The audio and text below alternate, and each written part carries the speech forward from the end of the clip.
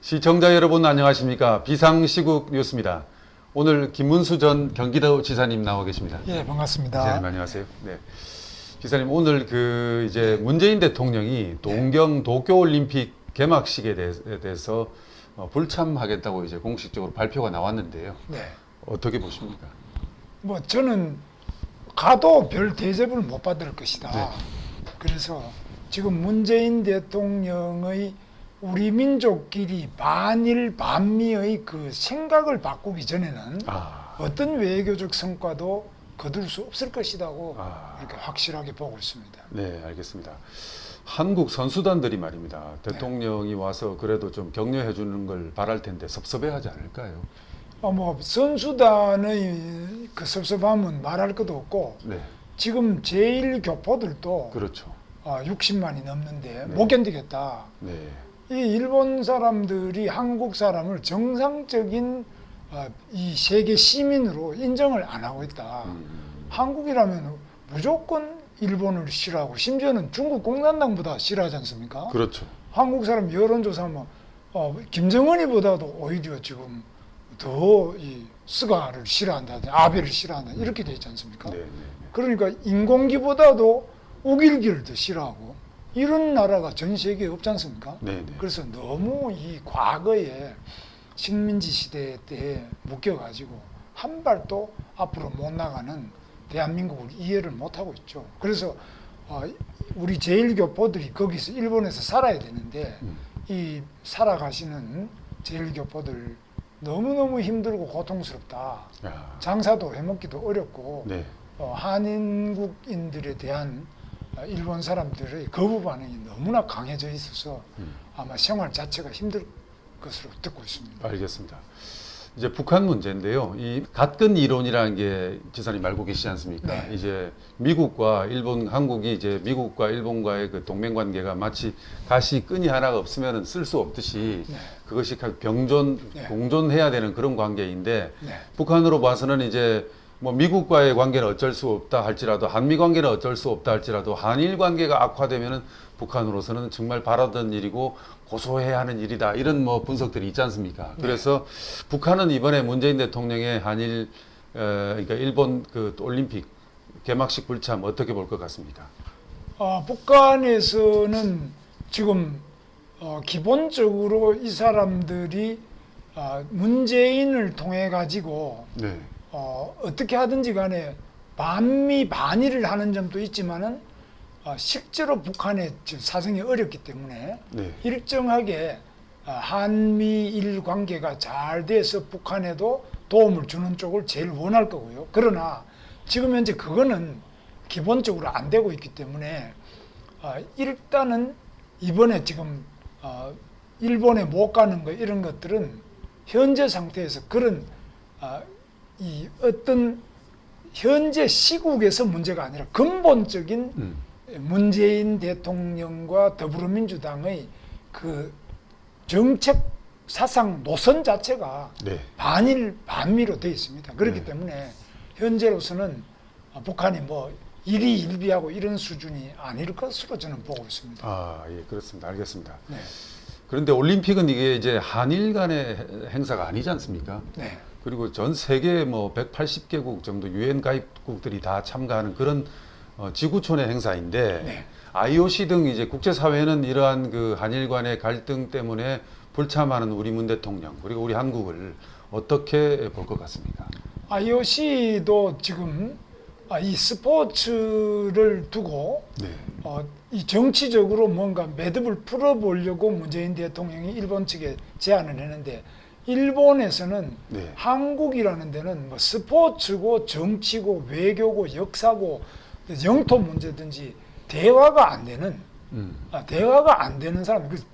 우리가 지금 이 주적이 마치 일본처럼 이렇게 되어 버렸습니다. 그래서 심지어는 이번에 지금 그냥 일본하고 관계가 안 좋다는 게 아니라 과거에 일제시대 때의 그 식민지 민족 해방 투쟁을 76년이 지난 지금 문재인 정부와 더불어민주당이 하고 있다고 보고 있고 이것이 전 세계적으로 그 정도로 다 공감을 하고 있습니다. 왜 한국 왜 저래? 네. 그 일제 시대 때 문제입니다. 그거 76년 전인데, 그 지금 그걸 가지고 정치를 하고 있고 또 여러 가지 자기 인기 관리를 하고 있고 계속 우려 먹지 않습니까? 예, 그걸 그렇게 알고 있기 때문에 네. 국제사회에서 IOC만이 아니라 국제사회에서 이거를 너무나 잘 알고 있습니다. 그래서 네. IOC 자체는 뭐 국제관계 이런 부분에서는 아주 많은 정보와 평가를 하고 있기 때문에 아마 한국의 고립 정도 자체가 네. 저는 상당히 심각한 수준으로 보고 있습니다.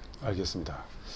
그 불참에 따른 한국의 국익 차원에서 대한민국 국가 이익 차원에서 종합적으로 좀 판단하고 분석해 보면 지사님은 어떻게 보십니까? 이번 뭐 저는 워낙 이번에는 코로나 때문에 네. 마크롱 외에는 다 안 간다 그러지 않습니까? 그렇죠. 미국에서 바이든도 안 오고 다 안 오니까 네. 뭐 특별하게 이거 자체가 문제라고 보지는 않습니다. 그러나 제일 중요한 점은 이번에 이 개막식, 폐막식 모든 경기가 무관중으로 이렇게 돼 있기 때문에 이것 자체가 문제라기보다는 이 이후에도 끊임없이 일본을 자극하는 네.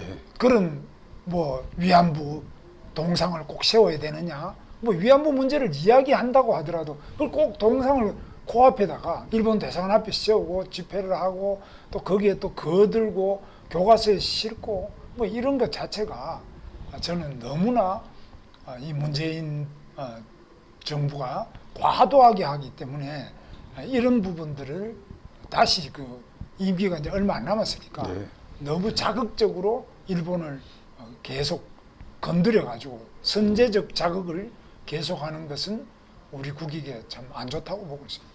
네. 그러면 이번 그 문 대통령의 개막식 불참은 또 일본 측의 잘못도 크다. 뭐 가령 예를 들어서 주한 일본 대사관의 소마 총괄공사가 도발적인 발언을 했다든지 이런 것들이 지적되고 있습니다. 지사님께서는 일본 측의 잘못 뭐 어떤 것이 있었다고 봅니까? 일본의 소마의 총괄공사의 발언은 네. 그 외교적으로 네. 금도를 넘어서는 겁니다. 네. 근데 그게 일본 사람들의 속마음이거든요. 네. 실제로. 네. 근데 그 속마음을 드러내면 외교가 안 되잖아요. 그렇죠. 그런 면에서 그 소마는 아마 적절한 외교적인 실책이 있었기 때문에 적절한 조치가 있을 것으로 저는 봅니다. 그러나 소마의 문제가 아니고 네. 바로 문재인과 우리 민족끼리 반미 반일 네. 이 생각이 근본적으로 문제다. 그래서 과거는 또 과거대로 하고 미래는 미래대로 우리들에게 소중하다 이래야지 과거를 가지고 계속 그거를 긁어가지고 자기의 정치적인 이익이나 정치적 위기를 극복하려고 하는 이런 외교는 국익에 해로운 거죠. 다음 질문입니다. 이번 그 문 대통령의 불참은 무엇보다도 올림픽이라는 게 올림픽 정신이라는 게 정치적인 그런 이념이나 이런 걸 초월해서 스포츠나 문화로 한번 뭉쳐보자 뭐 이런 취지가 있거든요. 그런데도 이번 불참은 정치적인 문제가 연계돼 가지고 올림픽 그 개막식 불참이 이루어졌는데 이렇게 스포츠 문화 축제를 정치 문제로 연계한 청와대나 문재인 대통령에 대해서 지사님은 어떻게 보십니까? 그 이번에도 일본 측에다가 문재인 청와대에서 일정하게 뭐 우리가 가면은 회담을 해서 네. 회담에 어떤 결과를 가져오겠냐. 일본은 위안부 문제, 징용 문제, 그리고 또 반도체 등 첨단 기술에 대한 수출 규제 문제, 네. 이런 문제에 대해서 일정한 어떤 성과를 내야 안 되겠느냐. 네.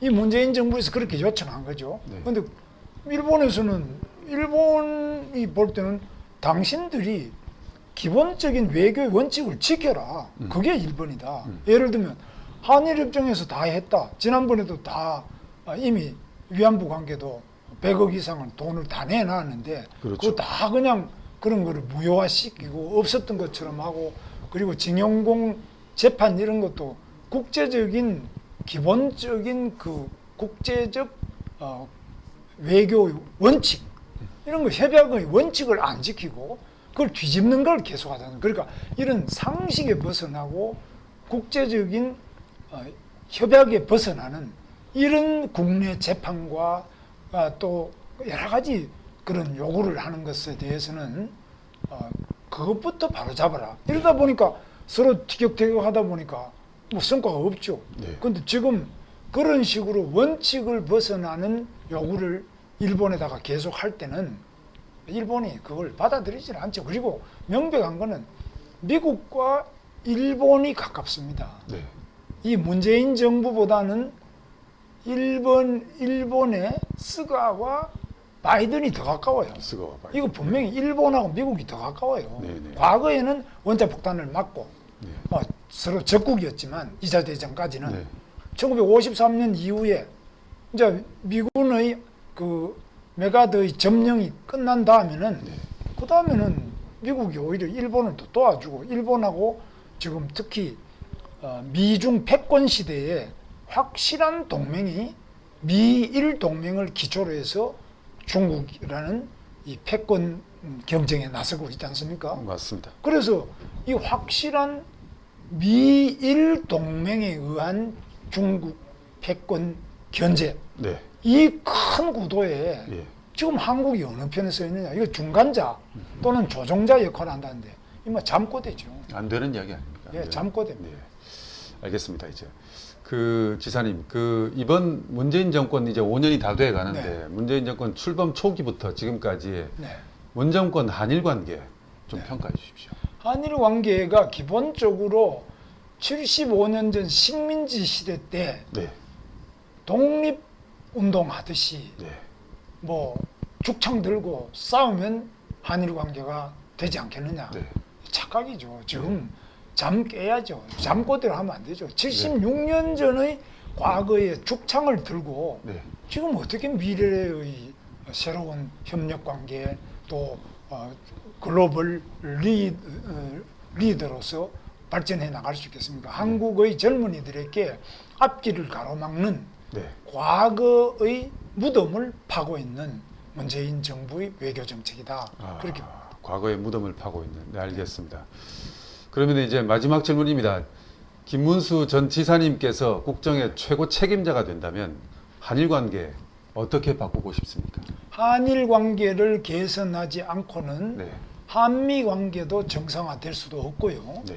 우리가 중국으로부터도 대접을 받을 수 없습니다. 네. 중국은 힘이 있는 나라. 네. 그 바로 미국과 일본이죠. 네. 한국의 힘만 가지고 일본하고 싸울수록 미국하고도 멀어집니다. 그럼 일본하고 미국으로부터도 도움을 못 받는 한국을 중국이 과연 중시해 주느냐? 해줄 리가 없습니다. 그만큼 우리의 값어치가 떨어집니다. 네. 북한 또한 마찬가지입니다. 네.